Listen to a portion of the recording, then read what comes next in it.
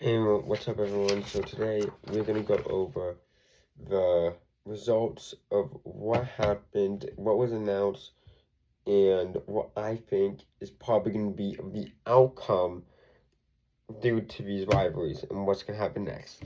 So first match we have is Braun Breaker versus Seth. So what happened was Braun Breaker speared Seth, pinned him after a couple botches happened. That's fine. I mean, mistakes happen. There was also some interferences where Seth had to grab the chair and um, start beating up some of division of Austin Theory and Logan Paul, the tag team champions. But again, the numbers game was way too much. He came in there, got speared, he kicked out. But after complication, he was already dazed out. Another spear. That was it. There's some weird, grabbing on us, falling, some botches and all that. Some of it was scary when he went on his neck. But, yeah, that was first match. Second match, what? Trick Williams and Sami Zayn. So, as you know, the late, great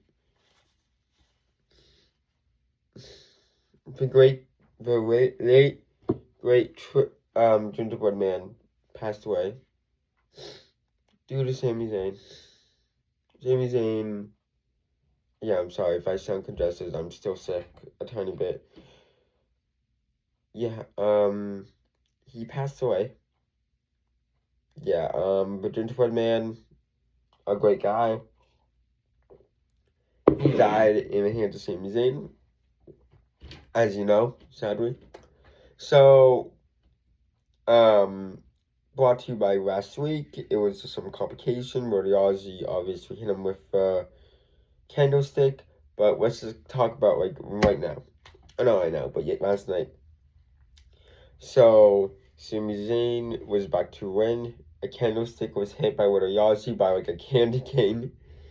He kicked out with a kick after Sami Zayn got hit with a candlestick and the kick. Then he kicked out. Sami Zayn, Wwe distracted, backfired for Trick Williams, and Sami Zayn hit Trick Williams with a cane. He kicked out at 2, luckily.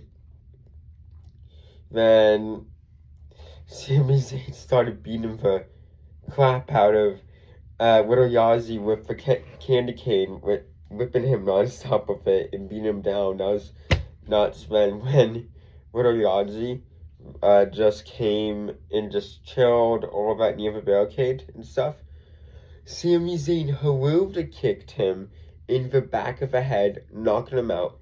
He walked back in there, was gonna do the Haruva kick, got hit with a trick shot with a knee, then a 1, 2, 3. Trick Williams walked out as the new United States champion. That was a good match. I thought it was fun. Next match we had Danhausen and a mystery partner versus The Miz and Kit Wilson. So this match was fun. I understand this wasn't for everybody, and honestly, it makes sense if it's not for everybody on Earth, because it's not. But this is what I would say. I will say that this was super fun for at least my humor. It was so fun. Danhausen came out with a little clone machine, and it was really just a little person as Minnie. Wait, what's his name? Was it Minniehausen? Sorry, his name was Minniehausen. So Minniehausen was Danhausen's mystery partner due to cloning. That was super fun. We saw some kick flips, back flips, some interesting moves from the little guy, Minniehausen. And when he was fighting Kit Wilson, Minniehausen got trapped in the clone machine. Then a bunch of little people came in, just jumped and attacked Kit Wilson. Not getting a disqualification, but like, what do you mean? There's only. Have you ever seen Gremlins with people duplicate? Like Gremlins duplicate? That's what it is. Same person, but it's divided. Then in the end, Danhausen got kicked the Miz in the face after distractions. 1, 2, 3. And Danhausen is officially 3-0 and undefeated in WWE still. I think one of the only people ever can say they are undefeated in WWE.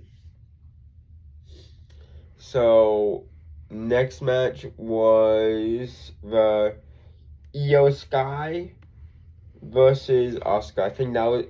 I think honestly,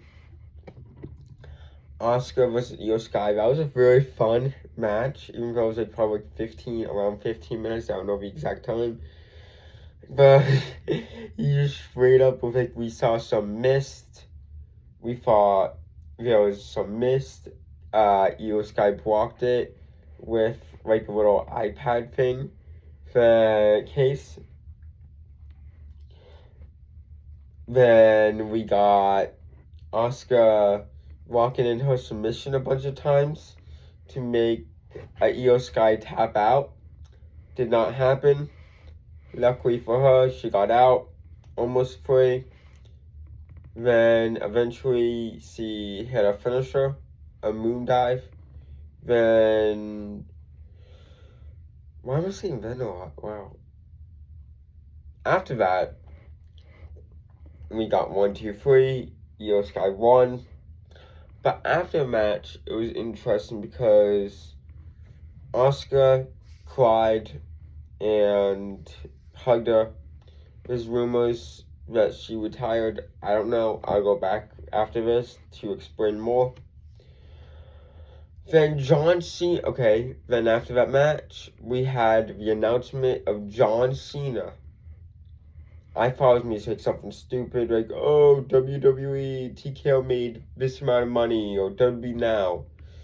But John Cena announced a new tournament called the John Cena Tournament, John Cena Classic, that has NXT talent versus the Now of like WWE talent, modern day, into a tournament that will win a custom championship from John Cena. I think it's just gonna be like a yearly thing, like kind of like the Crown Jewel Championship, where it's like once a year. That's probably what it is. And it's probably gonna just have John Cena's face on it. But here's the stipulation that's a bit weird. So with the John Cena Now tournament, even if you lose, you still have opportunity to be champion, to get voted. So let's say Kyle Trot, let's say Obafemi lost a match, like you won't. Then people can just vote him to stay. Apparently, I don't know how it's gonna work. I'm sure like during the times like, oh, call this number or scan this or something like that. So even if you lose, you have the opportunity to become a champion. So loser can. Here's when my theory is that like if you lose, you can get a second chance, and that's it. That's what I think it is, but I don't know. Could be wrong. Main event time is Roman Reigns versus Jacob Fatu World Heavyweight Championship. The tongue and deck lock was happened a lot from Jacob Fatu to Roman Reigns. I thought it was like nuts how long it was, and I was like, I thought Roman Reigns was gonna lose for a second. I was like, there's no way Roman Reigns is gonna lose. He grabbed the ref. He reached for a turnbuckle. It fell.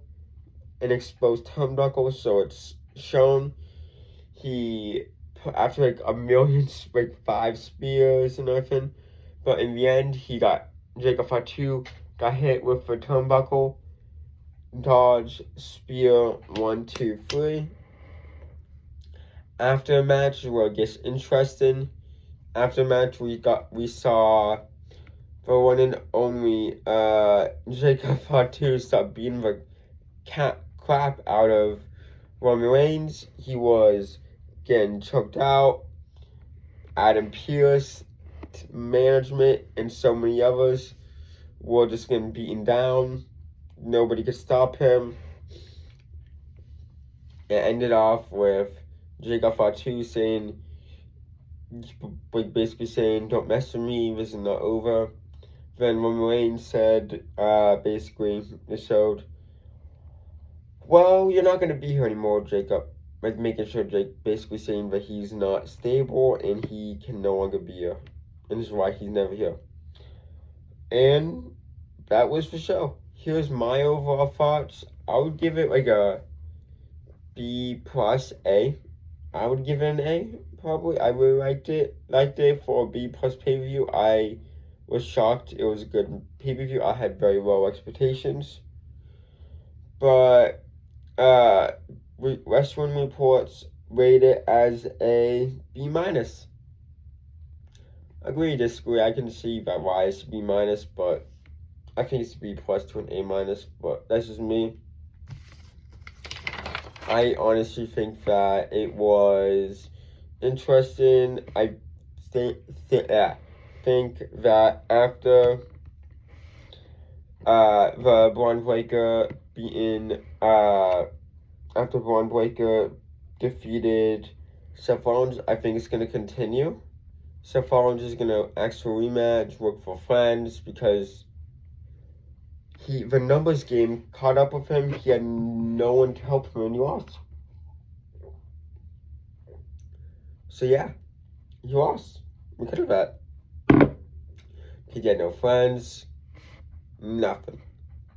And that's common for Seth Rollins.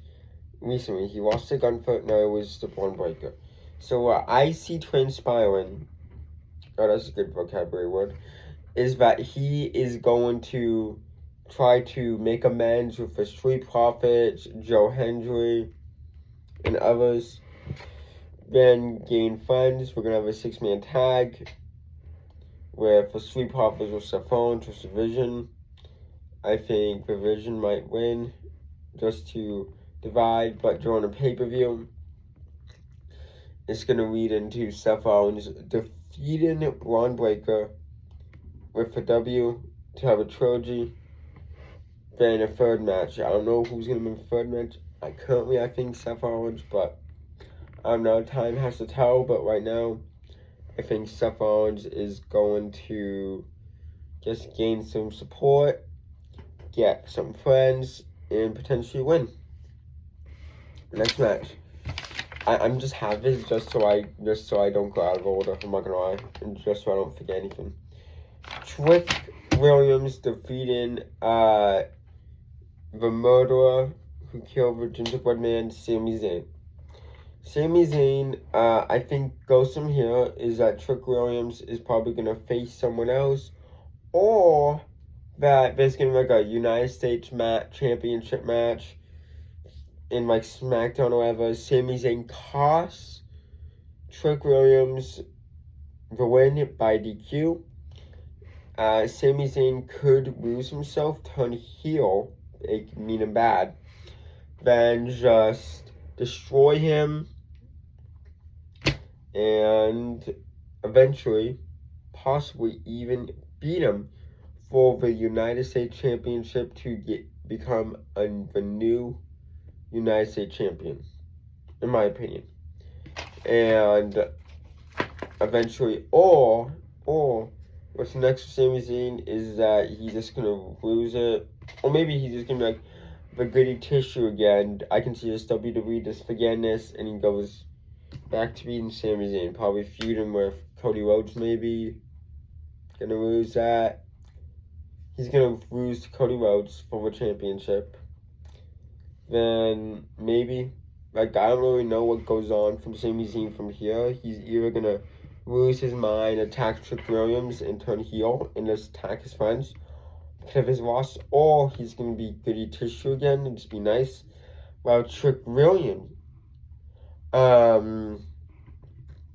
Trick Williams is going to go out and win. Obviously, win more defenses.